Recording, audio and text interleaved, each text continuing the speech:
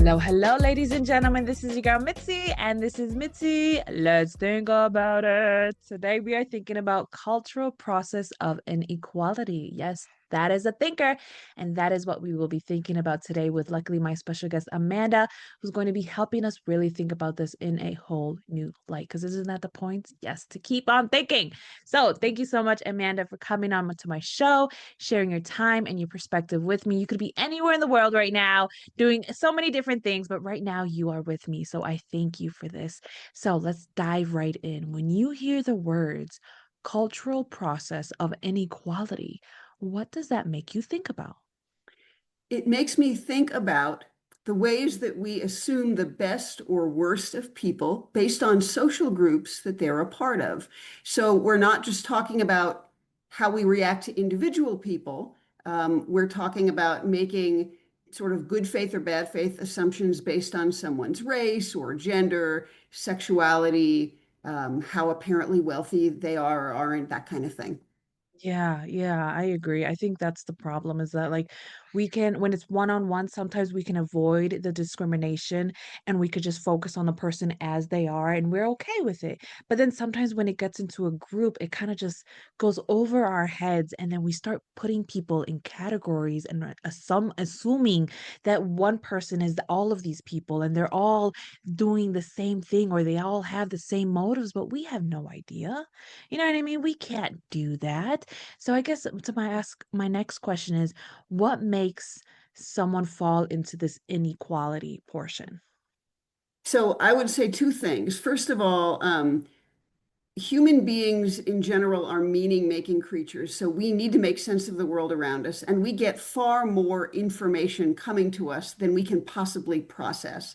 And Yeah. so, sort of psychologically, you might say our minds learn to take shortcuts and to make assumptions to save us the work of trying to figure out every single individual piece of information we get. So that's not necessarily bad. The problem is when that gets connected up with systemic patterns of inequality where we think that certain kinds of people are good and certain kinds of people are bad. Certain kinds of people are competent and others are incompetent. Some people are dangerous, some people are harmless. So the problem isn't just that we use these kind of mental shortcuts, it's that sort of socially they've gotten mapped onto whole groups of people. And I think you're really right that when we're dealing with an individual, I might sort of encounter someone for the first time and have assumptions about them. But then if I talk to them, I might realize my assumptions are wrong, and I might then learn who they really are as a person. And I mean, there are dangerous people out there, and there are people who are less good at some things out there. So it's not that everyone is harmless or everyone is brilliant or anything. It's when we make a connection between someone's social identity and thinking something good or bad about them without any evidence about what they are like as an individual. Yeah, it's like that lack of evidence can truly hurt not only the other person, but it can hurt yourself because you don't allow yourself to even receive the person for who they are. I mean, because they could be someone that to be in your life that can help you with whatever issue that you're going on, but you may reject them because the form that they're coming in is not how you wanted the help or you wanted the assistance. So it's like it really does cause issues because we live in a world where we are literally it's small. You know what I mean? It's Earth. You know what I mean? We don't jump around to different planets. You know what I mean? We don't do anything like that. So it's like we stay in Earth and we stay in our own little area, in our own little town, our own little environment because it's safe. It's known for us. But when we step out of it, it gets a little scary. And I think it goes back to what you were saying earlier, is like we put these presumptions on people and then it causes this issue. So I guess it leads to my next question. What are some faults in the cultural process that are the faults? Sure. So, an example of how this might work is when we think that a certain kind of like activity or value or whatever is good for certain people and bad for other people. So, we're really, if you think about, say, homophobia, we're really happy as a society when a man and a woman get married. We think marriage is a good thing, we support it as a society, and so on. Lots of people, however, think that if a same-sex couple wants to get married, oh no, that's a bad thing. We can't have that. We should make that illegal and so on. And so it's not that the marriage itself is different, it's that the people involved in it are different. Or another one of my favorite examples of this is when we think about someone in a leadership role. We expect men who are leaders to be strong and take charge and have, strong opinions about things, and we value that. But when women are in leadership positions, if they are too assertive and if they are too take charge, we have all sorts of bad words for women who are sort of not sufficiently feminine in leadership roles because we've made these leadership roles into kind of a masculine thing. And so we have all sorts of nasty words that I'm not going to, say aloud on your show for women in leadership roles when they act too much like men. Yeah. But in a sense, if leadership means being a take charge person, it shouldn't matter what your gender is. You should be able to take charge as a leader. So there's kind of that example. We are perfectly happy. Well, I wouldn't say happy, but when say a particular city's sports team wins a major event and there are kind of celebrations that get a little out of hand, we sort of give that a pass and say it's okay. They're just celebrating because their team won.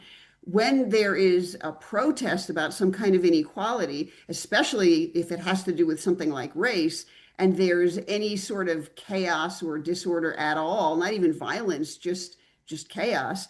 Oh no, that's a threat to security and safety, and we can't have that, and so on. So again, same action, different reason, different group, differently valued. So that's Yeah. that's a kind of way. And if we don't, and one of the problems with the whole fact that this is about culture, about our assumptions and our values and our norms is we may not even realize that we're doing it. So, so it's really hard to be mindful of how we're treating people differently because of assumptions we make when we haven't even stated those assumptions out loud, right?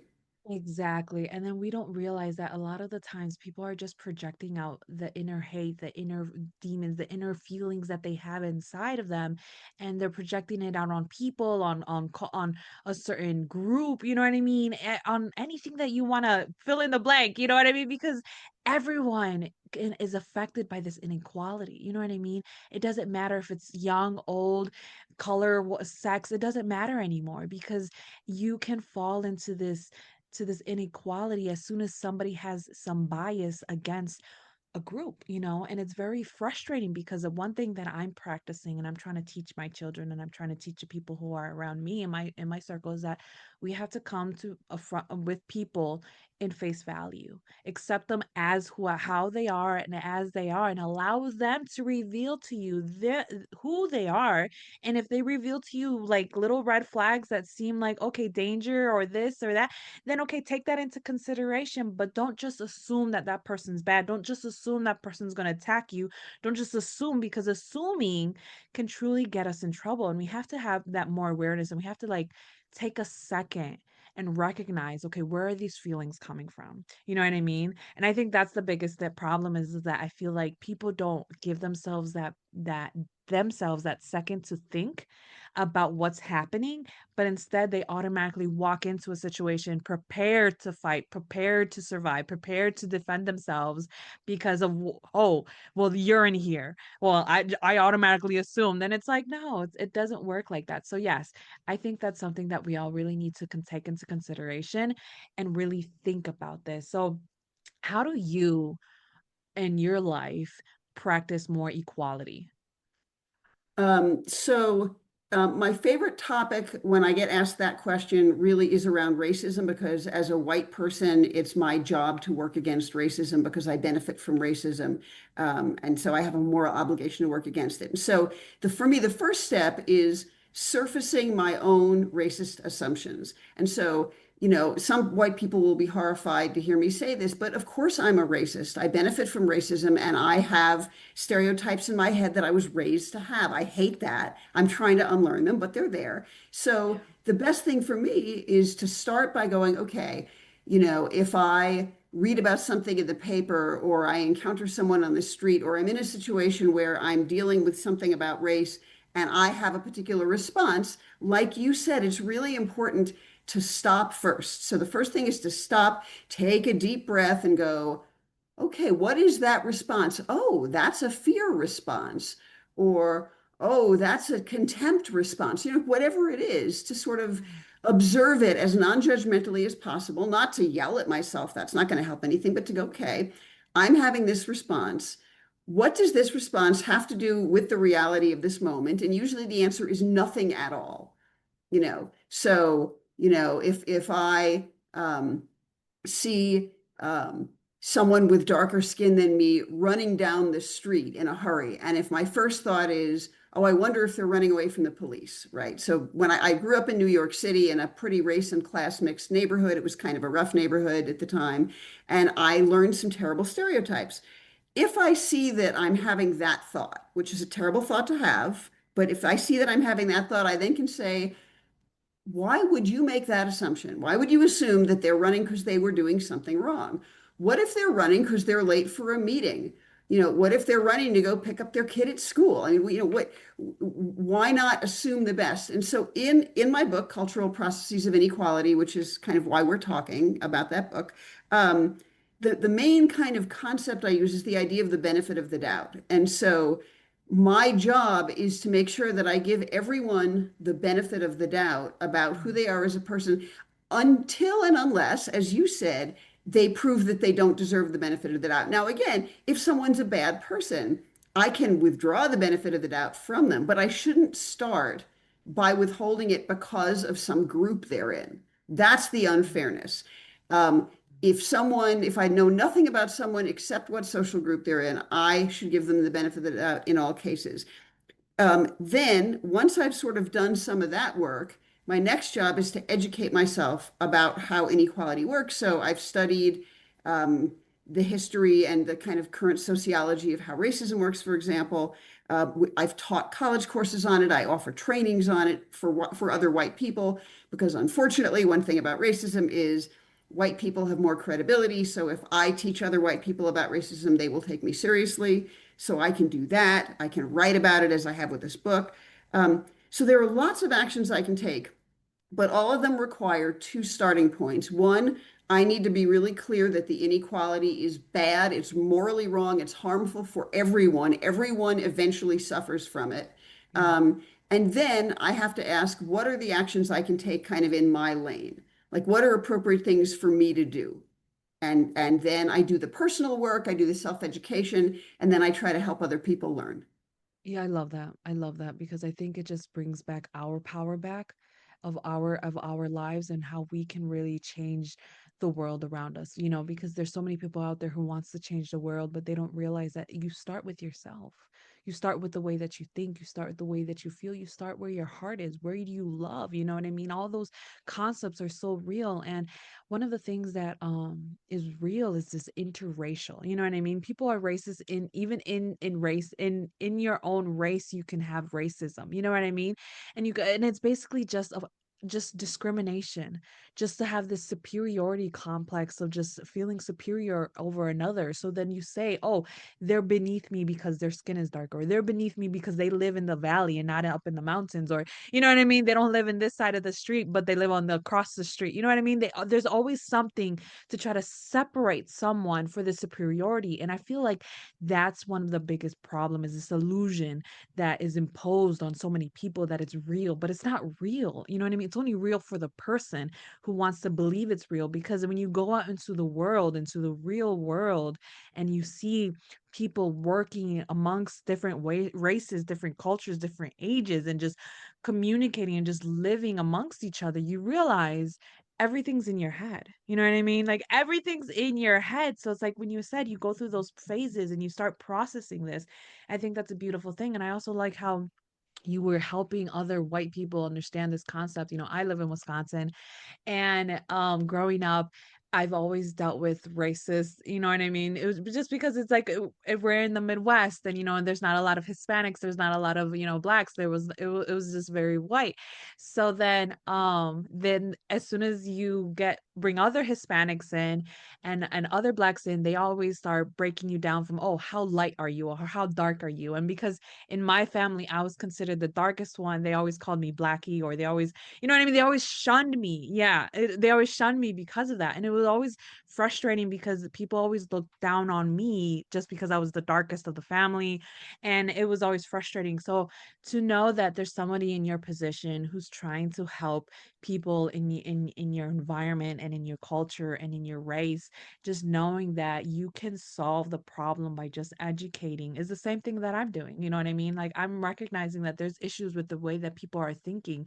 And if we allow more of these open conversations, these real conversations, and allow people to hear them and allow people to like embrace them, then it'll be like, huh, maybe there's a different way I can approach this. Maybe there's a different way I can handle this situation. And I think that's the main thing that's why I loved when you brought this topic up to me.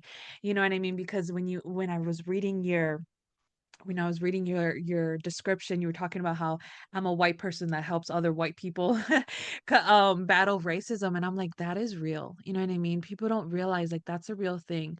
That's a real thing that a lot of people are dealing with because racism is still alive. They think, "Oh no, racism is not alive. It's dead." Like, no, no. It's very much alive. And if you really want to get particular, you can see it in your own race. You know what I mean? So that's why it's just like people really need to really think about this. So my next question to you is, what is your biggest pet peeve? You know what I mean? The biggest pet peeve. Get to know you, Amanda, a little better. What is your biggest pet peeve in this world? Um, well, in a way, it has nothing to do with this topic, but in a way, That's fine. it does. So It's it's actually complicated.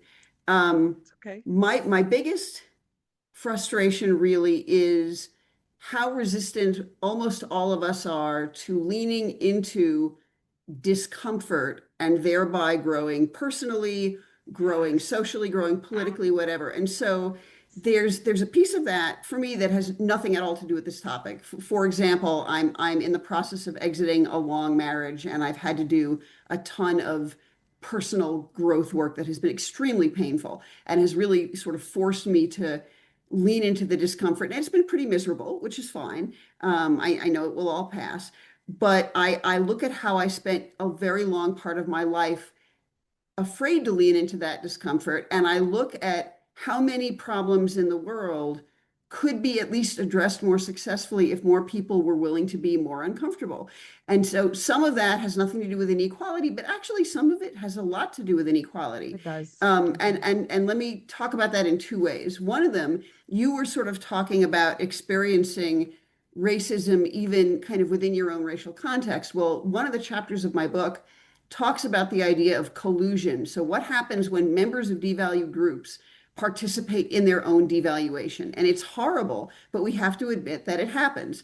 And I certainly learned plenty of internalized homophobia growing up, and much of it I've dealt with, some of it I'm still wrestling with.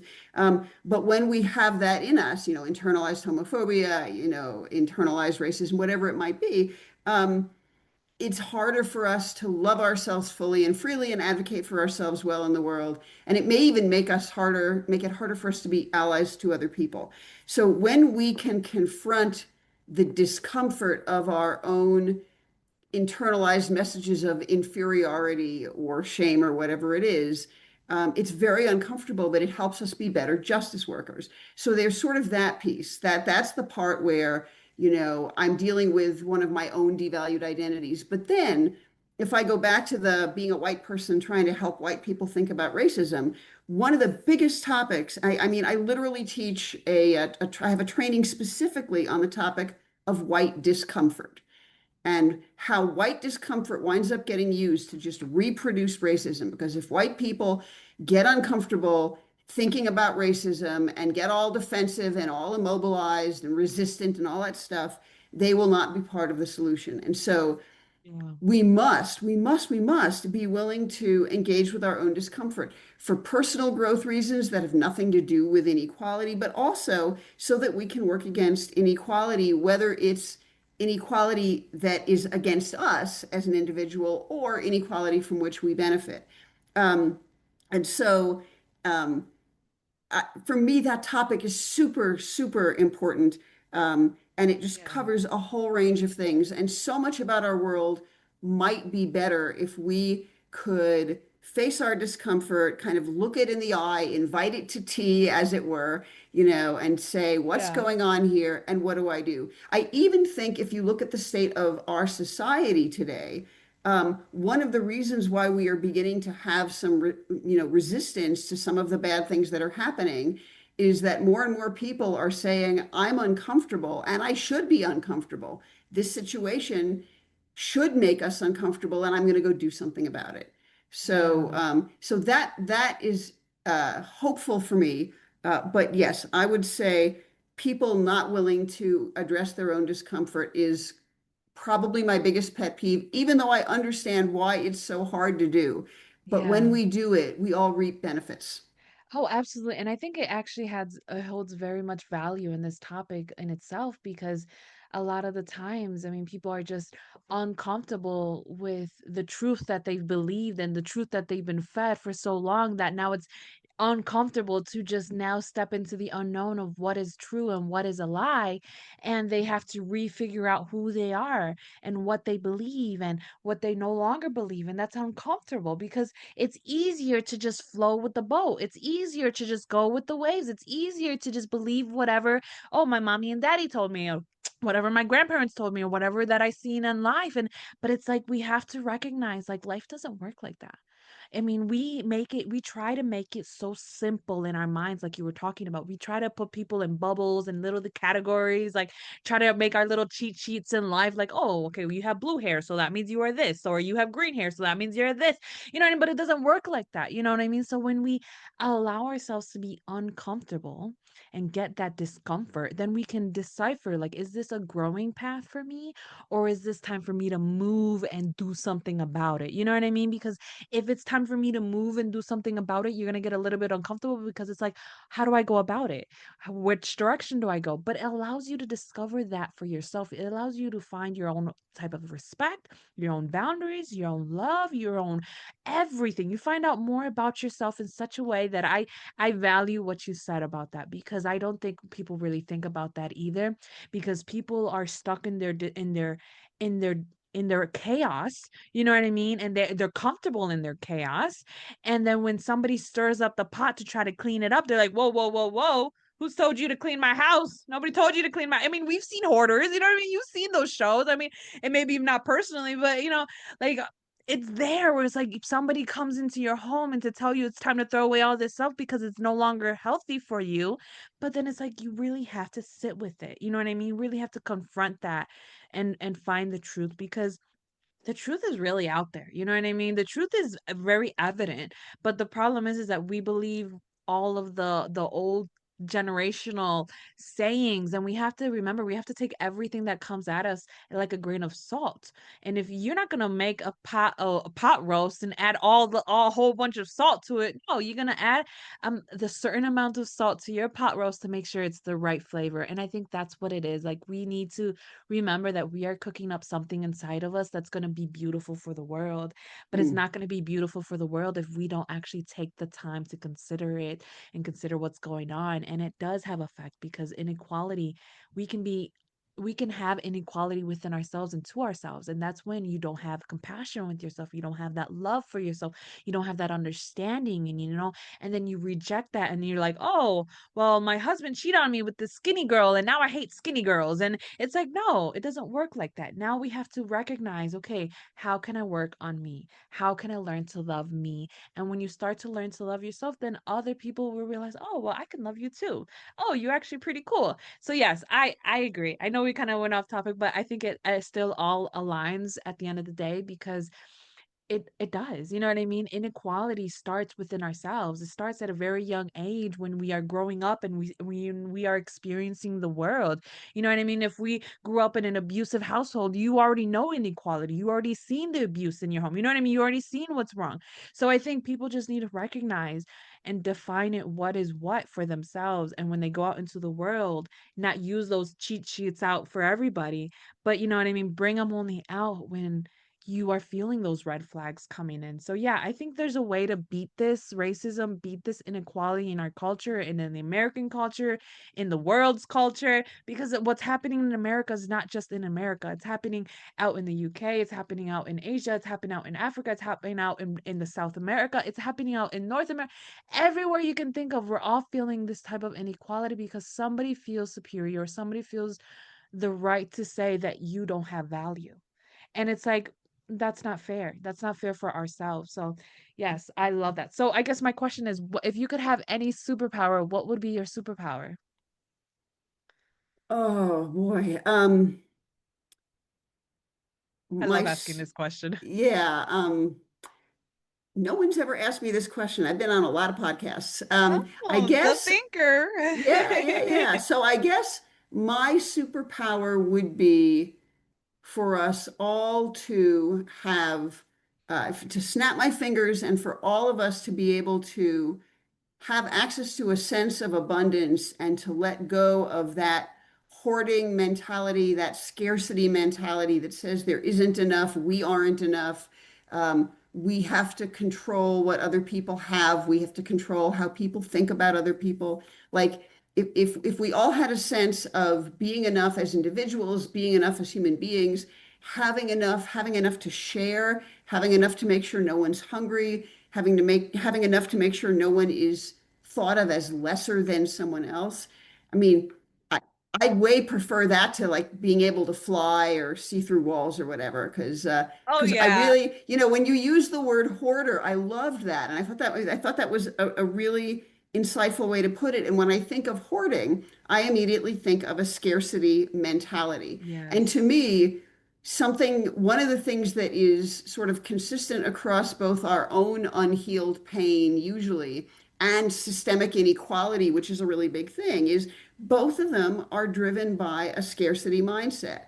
Either I'm not enough, I'm not good enough, which is sort Yeah. of our own shame or self-hatred or guilt or whatever.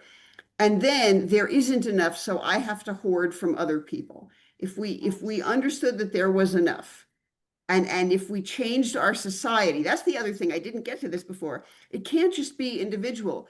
It has to be our voting and the organizations we support, and sometimes getting out in the street to protest it. It has to be electing people who think we could all have enough. So like it isn't just individual, it's bigger too, but it starts at home, and then we take out into the world, we join up with other people who believe this, and we collectively make a better society where all of that beauty that you're talking about is visible to everyone and we can stop hoarding things.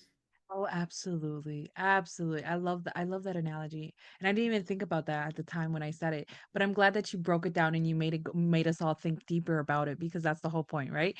Is to think deeper about it. So yes, I think that is beautiful because we forget that we feel the scarcity. I mean, come on.